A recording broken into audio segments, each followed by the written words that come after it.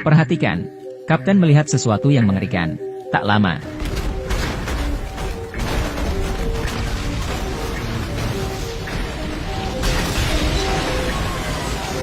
semua mesin di kedua sisi hancur. Seketika pesawat kehilangan kendali. Meskipun Kapten melakukan restart berkali-kali, pesawat tidak merespons sama sekali. Dan di kabin ada 155 orang. Penumpang tidak tahu. Pramugari mencoba menenangkan. Pesawat mengalami turbulensi yang kuat.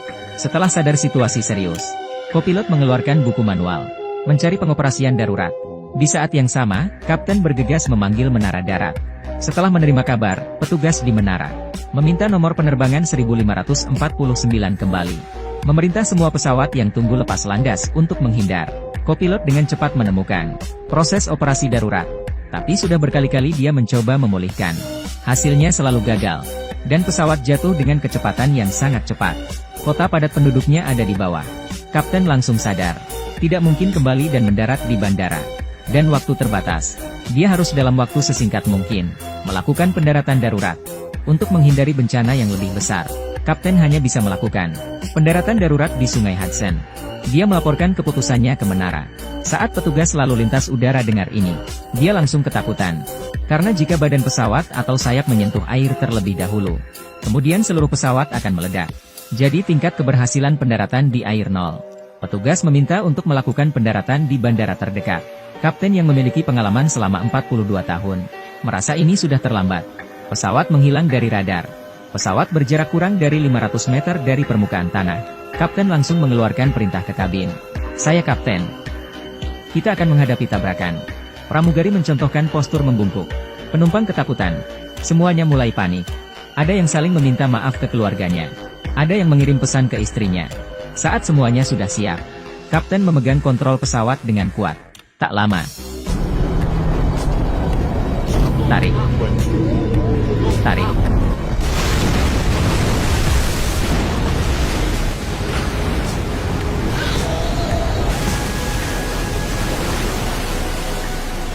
Akhirnya Kapten mengandalkan keahliannya. Pesawat mendarat dengan mulus di Sungai Hudson. Meski begitu, bahaya masih belum selesai. Sebelum penumpang keluar, air sungai mengalir deras. Kapten bergegas ke kabin, meminta penumpang memakai pelampung. Pramugari juga membuka pintu darurat. Seluncuran terbuka. Beberapa penumpang keluar dari jendela darurat.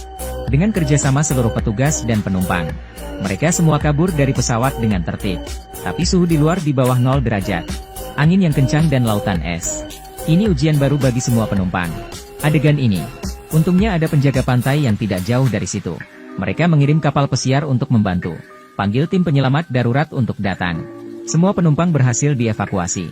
Pramugari terakhir baru menyelamatkan sendiri. Ketinggian air di ruang mesin hampir 1 meter. Kapten masih mengecek kabin apa ada penumpang yang tertinggal. Mementingkan keselamatan penumpang daripada keselamatannya sendiri. Akhirnya dia mengambil dokumen dan meninggalkan pesawat. Waktu hanya 20 menit.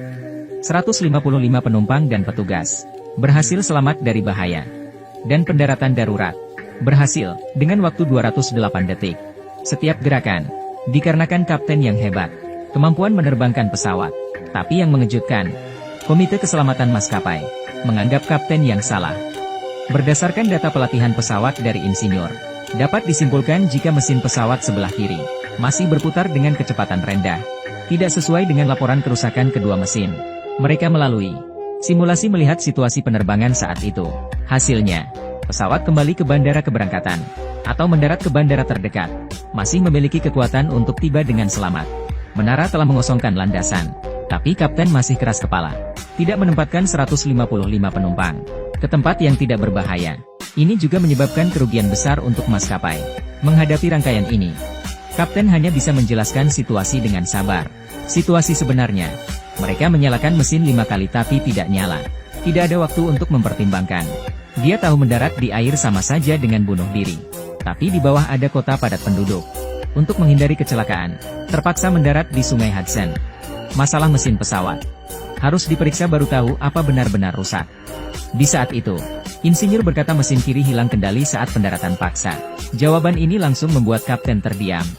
Tapi saat di sidang, insinyur menyerang, meminta Kapten untuk bertanggung jawab atas kelalaian beroperasi. Menghadapi ini, Kapten bertanya dengan tenang. Aku ingin tahu pilot sebelum melakukan simulasi. Berapa banyak sesi latihan yang dijalankan? Mereka sama sekali tidak menganalisis dan mengambil keputusan. Simulasi kalian tidak memikirkan kemanusiaan. Hanya untuk eksperimen simulasi ini.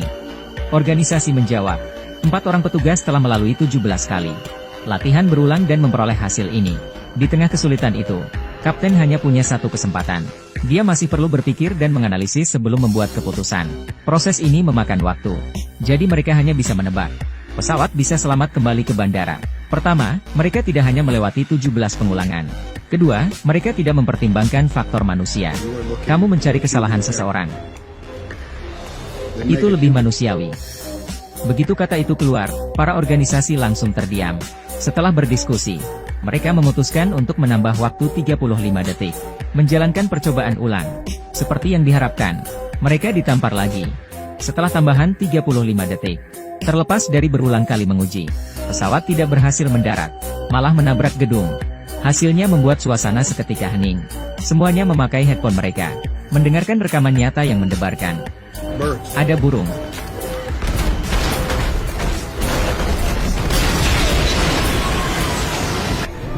Ada mesin yang mati. Kedua mesin mati. Restart pesawat. Aktifkan sistem tambahan. Kedua mesin tidak aktif. Tolong bantu, aku kapten pesawat 1549. Kami menabrak kawanan burung. Kami meminta untuk kembali ke bandara. Tinggi tidak cukup. Tidak cukup.